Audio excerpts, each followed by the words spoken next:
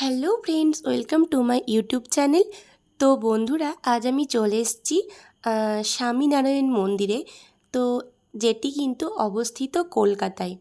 তো এই স্বামীনারায়ণ মন্দির বিশ্বে প্রায় 1200টি রয়েছে ওনাদের মুখে শুনলাম, মানে মন্দিরের যারা থাকেন ওনাদের মুখে শুনলাম, তার মধ্যে কিন্তু এই মন্দিরটি অবস্থিত।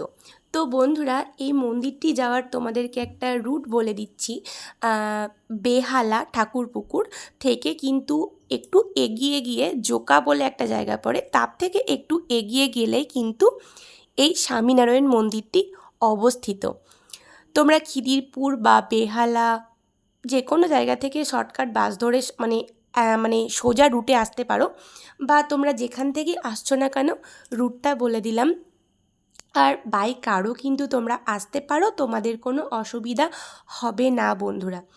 বন্ধুরা প্রথমে বলি, আমার গলাটা একটু ধরে আছে, যে কারণ থেকে ভয়েস কভারটা দিতে অসুবিধা হচ্ছে, তো কেউ কিছু মনে করো না। তো এই নিয়ে আমাদের মন্দিরটা প্রায় 3বার যাওয়া হয়েছে। তো এইটা হলো প্রথমবারের ভিডিও। প্রথমবার যখন আমরা গেছিলাম তখনকার ভিডিও, তো এডিট করাই ছিল, পোস্ট করা হয়নি। বন্ধুরা, একটু লেট হলো পোস্ট করতে, তো তোমরা কিছু মনে করো না।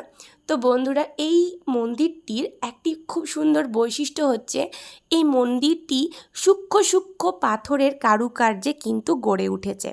এই মন্দিরটি সকালে খুব সুন্দর লাগে এবং সন্ধেই বেলায় আলোকসজ্জায় কিন্তু ভরে ওঠে। এই মন্দিরটিতে 3 থেকে 4 বার আরতি হয়, সকাল দুপুর সন্ধ্যা। আর বন্ধুরা, এই মন্দিরটি সকাল 9টার সময় খোলে, 12টার সময় বন্ধ হয়, তারপরে কিন্তু 4টের সময় খোলে, 8টার সময় বন্ধ হয়ে যায়।